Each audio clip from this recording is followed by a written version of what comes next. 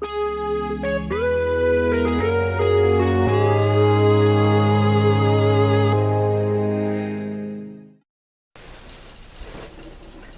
guys, Plasticon here to talk to you guys about another Generation 2 flashback. When I'm talking Generation 2 flashbacks, I'm talking about the Generation 2 Gobots, aka Spy Changers as some people say.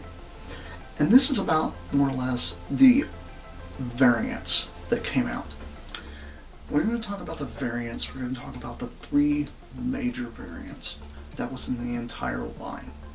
And those were the Japanese versions. Now here I have the US release of Soundwave, or I should say Western release of Soundwave. And obviously you can tell it's blue and purple. The original had silver for the purple parts and red for the blue parts. Had all the same tampering.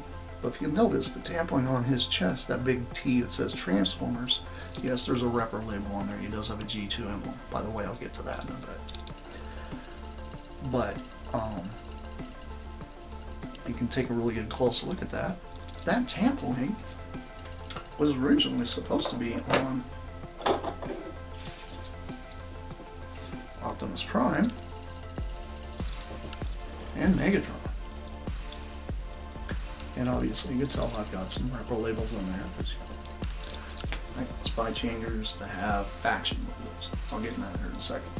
But there was the missing T tampering on these guys when they were brought over to the US. And the same thing with the color changes that were on Soundwave. Now I really never understood the reason for this. The only thing I could think of is it had to have probably something to do with, either the colors they had, which to be honest, if they're going to gang mold this, those will probably, I don't know how these were gang molded, but if they were gang molded, you wouldn't think that these little guys here would have purple and blue, and you would think it would make more sense if they're all gang molded. I'm not really sure how they were, but I do know for a fact that those three variants were never brought over to the United States. Now, I do know there's a really, really odd thing that popped up on eBay recently, and it dealt with a piece of kabaya gum attached to one of these Generation 2 Gobots cards. And this is actually a real thing that happened in some retailers in Japan. Some people have really kind of came back, and I've talked to a lot of people on different forums and such about this, and it's really a real thing.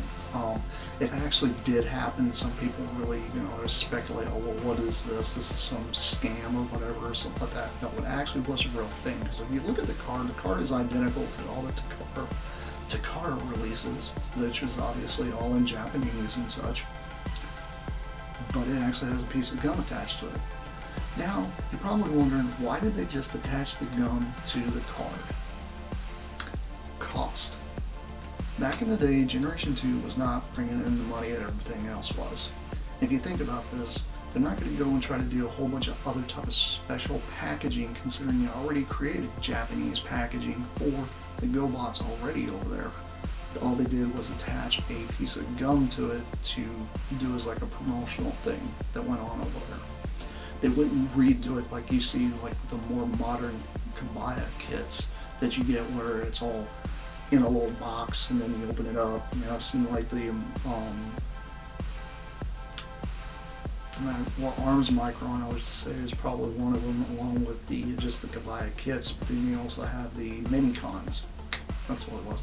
The Minicons that actually came in those little kabaya boxes. They aren't going to go all out with making a whole brand new design of packaging. That's the whole reason they did what they did with this. And some people were like, oh, well, this should have been a real thing. Why couldn't they really push this envelope? Well, guys, you have to think. When it comes to manufacturing sides and how much money somebody's going to make off something, they're not going to throw all this money at it and then it not make any money in return. So that's just kind of how that works. So honestly, I think the biggest reason why those three Gobots, or aka Spy Changers, came to the United States like that was because they were simply fixed on account of costs. And to be honest, this guy here, I could probably see him being game molded with Motormouth, because Motormouth actually has the same colors he does, except for he doesn't have this neon-y yellow, which to be honest, none of them had neon yellow but him. And the thing is, the other parts are the same colors as this, and the purple and the blue that's on this guy, so I wouldn't have been surprised if they actually gang molded him with that, and that's the reason being why it probably came out like it did. This is a very, very common thing that happened back in the day because they wanted to save cost on building a mold for one toy. If you could put 4 toys into one mold, go for it. You know, that's kind of how it works with molding, and that's just kind of probably the reason being with that oddity that actually happened, because there's just a lot of strange things that happened in G2, and it was like wondering, wow, why did this get canceled? Why did that not come around? This, that, and the other. Well, I'll be getting into some of those and talking about those here in the future. But anyway, that's all the information I got for you guys right now. If you guys have any comments, any more information you want to tell me about these Spy Changer Gobots, feel free to put the information down below. I appreciate that. But that's all I got for now. That's it for now. Bye!